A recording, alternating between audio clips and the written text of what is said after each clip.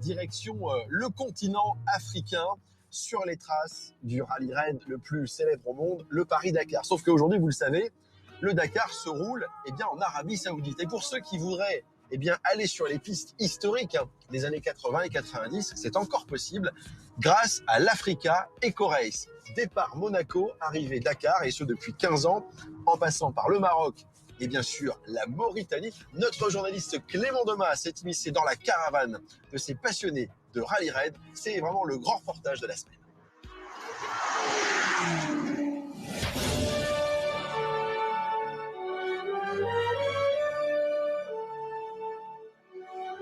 De Monaco à Dakar, l'Africa Eco Race est le rallye raid qui nous replonge dans l'ambiance des plus grandes courses d'antan. L'Afrique, c'est le berceau du rallye raid. C'est là où c'est né, c'est l'origine, quoi. Donc, on ne pouvait pas continuer des rallye raids ailleurs dans le monde sans que la terre de naissance des rallye raids, il y ait un événement comme ça majeur.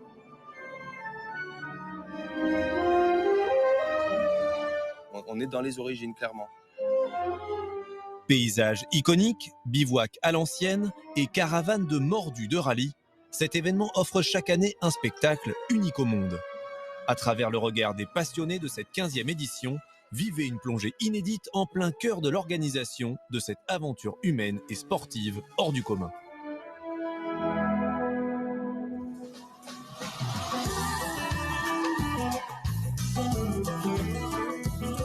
L'Africa Eco Race a vu le jour en 2008, grâce à 3 grands noms du rallye raid, Hubert Auriol, René Medj et Jean-Louis Schlesser. L'objectif était alors simple, poursuivre l'histoire des rallyes en Afrique. Au départ cette année, ils étaient 77 motards et 45 équipages auto, camions et SSV à se lancer à la poursuite d'un rêve, rallier le Lac Rose au Sénégal. Les personnes qui ont toujours rêvé d'aller à Dakar, là, il y en a une partie qui était déjà là l'année dernière, ils l'ont refait. Et au Lac Rose, c'était effondré en larmes de joie. Et pour ceux qui l'ont fait à l'époque et qui reviennent, ils s'y retrouvent complètement. C'est clair que là, l'ambiance, il y a des piliers qu'on ne touche pas. On se modernise avec la sécurité, avec tout ça, mais par contre, on reste vraiment dans l'ADN rallye raid.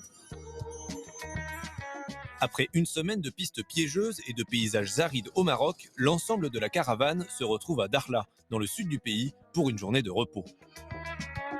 Avec plus de 2600 km dans les pattes, les traits sont déjà tirés, les organismes fatigués et les mécaniques éprouvés. Pourtant, sur le bivouac, un groupe de concurrents ne profite pas vraiment de cette journée de répit, les malmotos. Ces motards et motardes sont les plus courageux du rallye. Ils courent seuls, sans assistance et font tout eux-mêmes. Leur seul compagnon de voyage, 2 mâles qui transportent tous leurs outils et leurs bagages. Alors ma malle, moi je l'ai constituée avec quelques pièces susceptibles de casser pendant la course ou de s'user pendant la course. Au-delà des consommables habituels comme les filtres à huile, joints, filtres à air, voilà. Et puis ensuite, j'ai constitué 2 trousses à outils, une trousse à outils pour le quotidien, donc avec les simples outils, les simples clés 10, voilà, et une caisse à outils un peu plus spécialisée, avec de quoi découper du métal, vraiment pour les interventions un petit peu plus lourdes. Alors mes affaires, elles sont dans une seconde malle, donc près de ma tente aujourd'hui, dans laquelle j'ai tous mes habits, duvet, tente, matelas, et je me suis même offert le luxe d'un lit de camp. Didier est l'un des 6 anges gardiens de ces aventuriers. Avec leurs 2 camions, ils offrent à ces motards le strict minimum de confort pour travailler. C'est des amoureux de la moto, c'est des amoureux du challenge pour les extreme riders. Je leur tire mon chapeau parce que je ne serais pas capable de le faire. Il y a des années où les pilotes étaient blessés ou arrivaient à 7h ou à 6h du matin, ils récupéraient leur moto, ils étaient au départ à 8h. Ce qu'ils voulaient, c'est partir. Et le but des malmotos, c'est tout le monde arrive à Dakar. Avant de participer à ce rallye, j'ai appris à faire de la mécanique sur cette moto pendant 1 an. Et maintenant, me voilà toute seule. Je m'amuse beaucoup, j'apprends tous les jours à mieux travailler. Je sais que ça a l'air un peu fou, mais moi je trouve ça génial.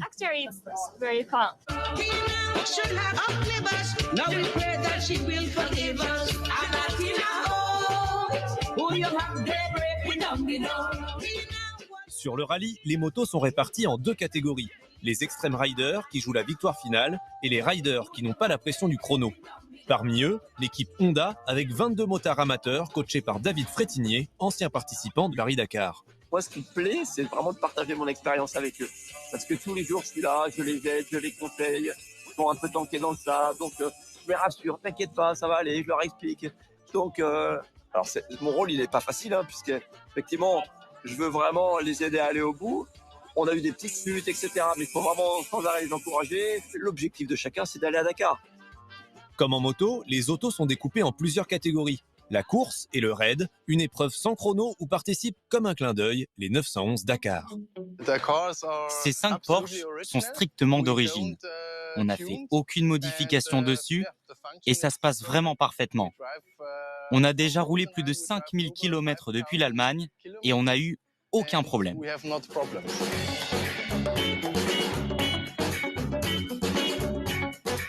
Après 6 jours de course, les bobos sont nombreux et la tente médicale ne désemplit pas.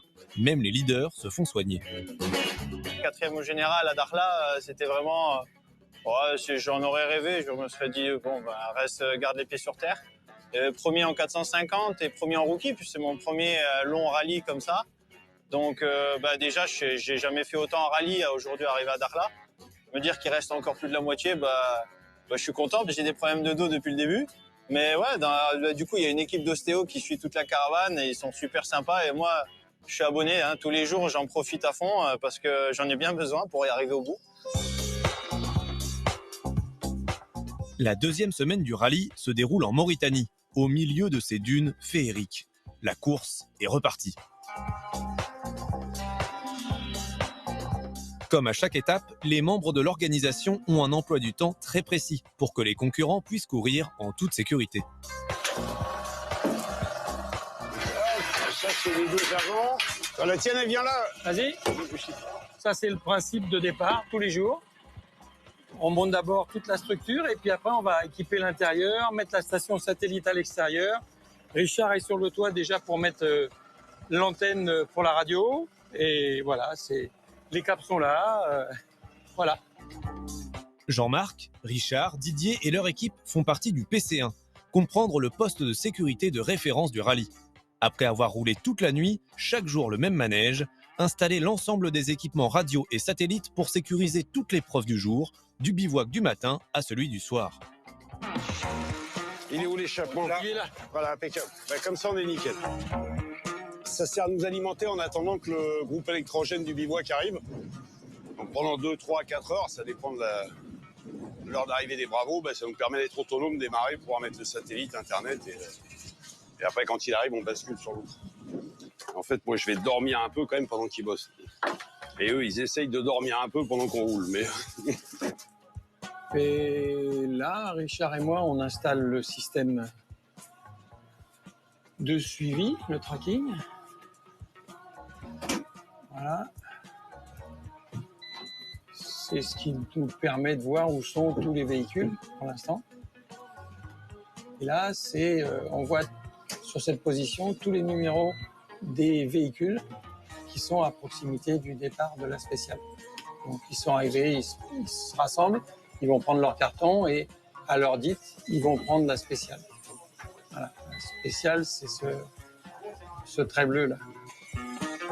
En une grosse demi-heure, tout est prêt. Je fais un contact avec Manfred et je vous tiens au courant. Allez. La guerre commence. Manfred, c'est le directeur sportif du rallye. En accord avec les équipes de sécurité, c'est lui qui donne le départ de chaque étape chronométrée sur l'épreuve. Je suis dans l'hélicoptère direction de course et puis avec un caméraman et puis une urgentiste. Et donc je suis en relation toute la journée avec le PC course qui me donne la tête de course, qui me donne des informations sur des incidents quelconques pendant la journée. Le PC course qui est donc au bivouac, c'est mes yeux pour moi et il m'informe de tout ça pendant toute la journée. C'est un docteur, on fait attention.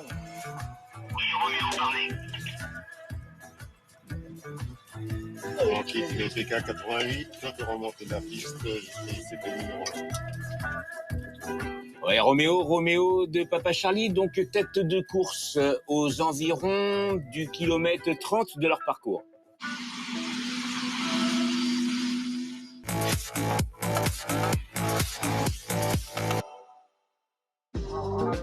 Cette année sur l'Africa Eco Race, une nouvelle catégorie, le classique. Une vraie boîte à souvenirs. C'est ouvert aux voitures, évidemment, de rallye raid, hein, et les voitures qui ont écrit l'histoire du rallye avant, des années 70 jusqu'aux années 2007, parce que en 2007, le rallye est parti de Dakar, quoi, il est parti en Amérique du Sud. Pour moi, l'Africa Race, ça représente l'historique du Dakar. Celui-là, c'est la réplique de Jutta Kleinschmidt, le PlayStation. Celui-là, c'était la réplique de Luc Alphand. Donc c'était des véhicules mythiques, moi, quand j'étais gosse. C'est les véhicules qui gagnaient le Dakar. C'est des super machines, c'est des machines qui font à peu près 300 chevaux. Un moteur 3,5 litres V6. C'est une réplique du camion qui a gagné le Dakar dans sa catégorie en 1983. J'ai racheté cet exemplaire en Suède où il servait pour les pompiers. J'ai décidé de le transformer chez moi en Autriche avec de nouveaux sièges, des arceaux de sécurité, un double réservoir et j'ai refait son look. Plus de 40 ans plus tard, l'objectif est toujours le même, rallier le Lacrose et Dakar. En classique, l'objectif est de respecter un temps donné, c'est la régularité. Avec des vitesses qui choisissent au départ, c'est-à-dire qu'il y a vitesse basse, vitesse intermédiaire, haute vitesse. Ça va évidemment moins vite que la course, mais c'est une précision telle entre les secondes et le métré. C'est incroyable. Ils sortent de 50-60 km, ils sont des écarts. Allez, si on parle en matière de chrono, ils seront à 1 seconde, 2 secondes, 3 secondes. Chaque étape de ce rallye raid a un profil différent.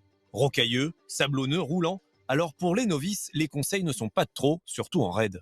Ils viennent chercher 2-3 petites informations. C'est aussi pour ça que mon rôle il est important, c'est que ça va les rassurer. C'est aussi un moyen d'échanger ensemble. Et puis voilà, on l'a bien vu au fur et à mesure de la discussion, amener des solutions à tous les problèmes qu'ils ont même rencontrés hier ou avant-hier. Et puis ceux qu'ils vont rencontrer aujourd'hui. Donc c'est important puisque c'est vrai que la moto, c'est quand même très technique. Et donc il y a plein de petites subtilités. Et si on n'a pas cette finesse ou cette attention particulière, on peut se trouver en difficulté. Donc les 2-3 petits conseils, ils sont quand même bienvenus parce que ça va vraiment être utile. Et pendant que les concurrents sont sur la piste, le PC Course veille. Tous les véhicules sont équipés d'un boîtier qu'on appelle un boîtier e-retrack.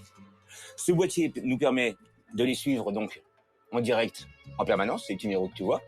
Ça nous permet également de les appeler par téléphone, ça fait normalement. Ça leur permet à eux, s'ils veulent, de nous appeler et puis de nous signaler s'ils ont des problèmes sur la piste. Par exemple, il y a différents boutons, c'est des codes que tout le monde connaît, etc. Si le mec il s'arrête parce qu'il a crevé, parce qu'il est en train de mécaniquer, enfin bref, on le voit s'arrêter, qui veut signaler, vous inquiétez pas, je m'arrête, tout va bien. Il appuie sur le bouton vert, nous on voit apparaître une alerte, on se dit tiens, machin il s'est arrêté, alors personne s'affole.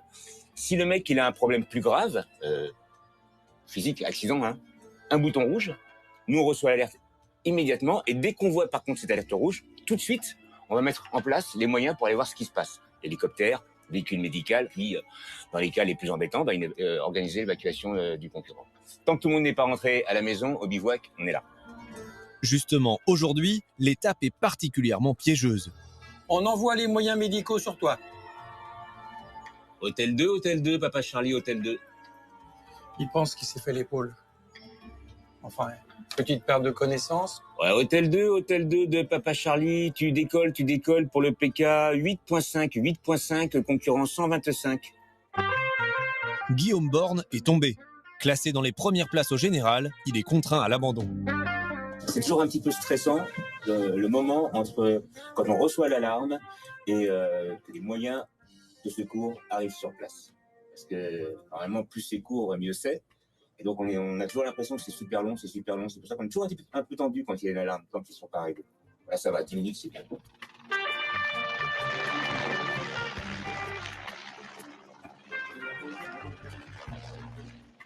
Ce rallye est l'un des plus sécurisés au monde. 2 hélicos, 6 voitures et plusieurs postes médicaux permettent de prendre en charge au plus vite les concurrents. La spéciale ne peut pas commencer si on n'est pas présent sur les lieux. Et après, on est en permanence en relais avec le PC course pour être au courant s'il y a un accident éventuel et intervenir au plus vite. On est 2 dans l'hélicoptère. Donc, on a un binôme infirmier-médecin. Alors, on a un scope, donc ça permet de prendre une tension. Là, c'est le sac d'abordage de mon infirmier pour qu'il puisse rapidement perfuser si le patient est grave. Ici, on a une bouteille d'oxygène, donc si malheureusement il y a besoin d'oxygène. Et après, on a 2 sacs d'intervention. Donc ça, c'est un sac d'intervention si le patient est très grave. Et ça, c'est un sac d'intervention plus léger, avec des médicaments pour le soulager, l'immobiliser.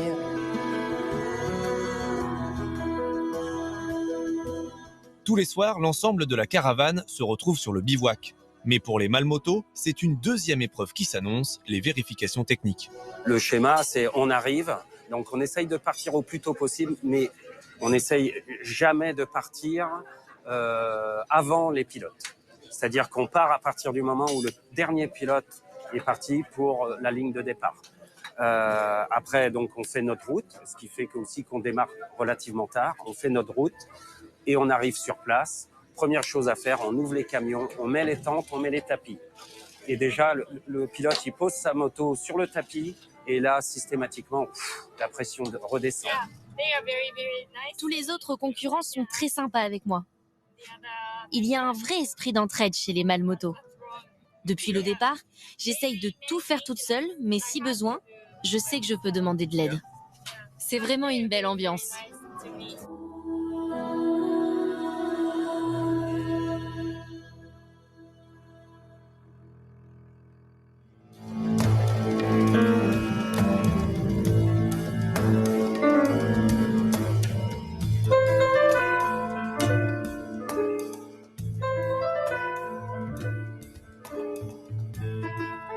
Après 15 jours de course, le mythique Lac Rose au Sénégal. Une explosion de bonheur pour tous les concurrents et une fierté pour les autorités locales de continuer à accueillir une course mythique. Je pense que ça donne une visibilité accrue, ça crée des vocations auprès de nos jeunes, ça braque les caméras sur le Sénégal à des moments où on en a besoin. Pour tout ce qui est promotion touristique, promotion tout simplement du pays. Mais les passionnés sont toujours là et ça fait vibrer les gens, ça fait vibrer le Lac Rose, ça donne un jour de fête au Lac Rose et c'est quelque chose d'important. Après une 15e édition réussie, le rendez-vous est pris en janvier prochain pour vivre à nouveau l'aventure extraordinaire de l'Africa Eco Race.